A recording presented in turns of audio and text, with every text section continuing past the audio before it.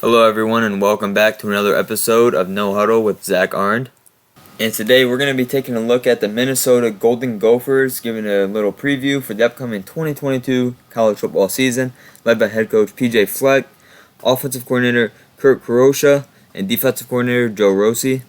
This is PJ Fleck's sixth season at Minnesota. He's one of my favorite coaches in college football. The Gophers last year went 9-4, 6-3 in the Big Ten. They had wins against the likes of Wisconsin, West Virginia, Nebraska, Colorado last year. So looking ahead to this year, they have some key players returning. John Michael Schmitz, the center.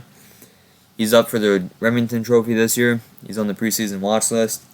Quarterback Tanner Morgan, one of the better quarterbacks in the Big Ten last year. 2,000 passing yards, 10 picks, 9 interceptions.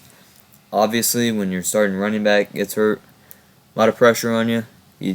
He's going to have to lower the interception numbers, but I have confidence in him doing that. Linebacker Mariano Sori-Marin, 85 tackles. He was the main man last year of the Gopher defense, who was actually one of the best in the country. Main reason why they won a lot of games. But they had some key losses on defense. Boy Mafe, the defensive end, and Jack Gibbons, the linebacker. Gibbons, 92 total tackles last year. Mafe, one of the most athletic D linemen, one of the better overall defensive ends in the Big Ten last year.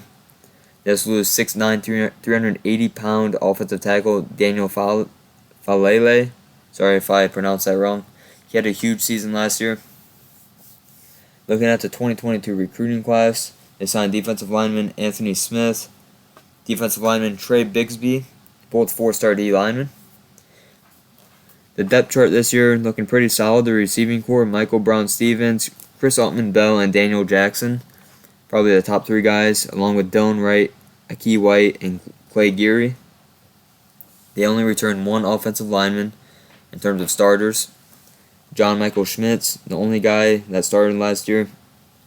You have Quinn Carroll, Chuck Falega, J.J. Goodett, and Ariante Ursuri. I apologize if I said that wrong. But a big plus for them, they have Tanner Morgan and Mohamed Ibrahim returning.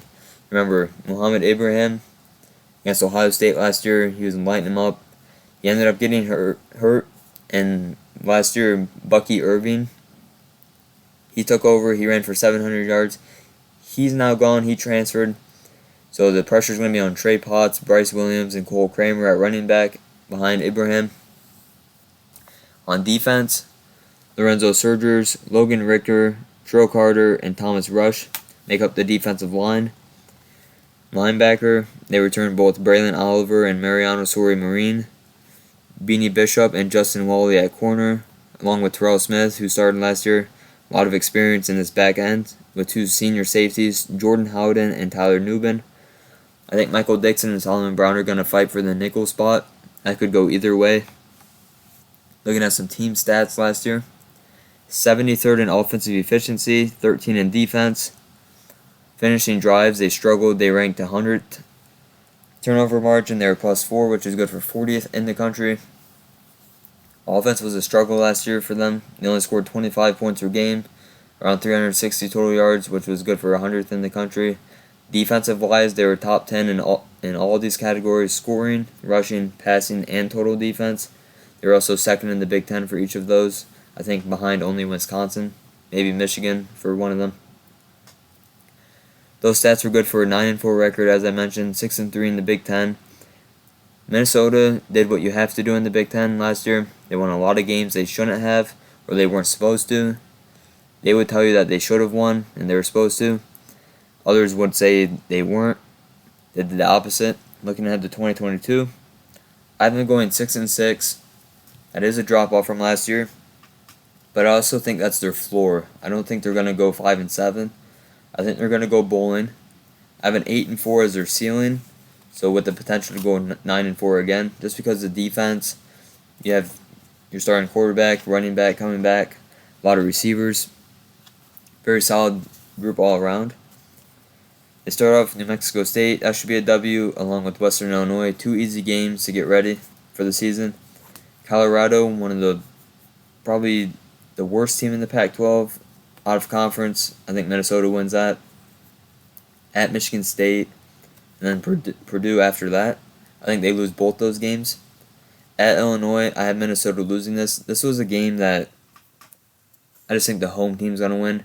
It's going to be a close, low-scoring game. I just think Illinois is going to win at home. At Penn State, that's going to be a loss. Remember, that's the whiteout. That could not be very good for Minnesota. Whiteout at Penn State, especially against a tough defense. Tanner Morgan, a lot of pressure on him in that game. Rutgers at Nebraska, and then at Nebraska. I have them bouncing back with back-to-back W's there, along with beating Northwestern. They got Iowa, and then they travel to Wisconsin to finish the season. I have them losing both those games just because I think they're going to lose them. Doesn't mean they won't be competitive. Doesn't mean they're actually going to lose them. Minnesota's going to be competitive in a lot of games this year. That's why I said 8-4 is probably their ceiling. I have them going 6-6 though. Last year they won a lot of games they shouldn't have. I just don't see them winning a lot of the games they shouldn't this year. That's just my opinion. For 2022, I have the Minnesota Golden Gophers going 6-6 and PJ Fleck's 6th season with the team. That's going to do it for today's video, guys. Make sure to leave a like, subscribe to the channel, and I hope you all have a great day. I'll catch you in the next one.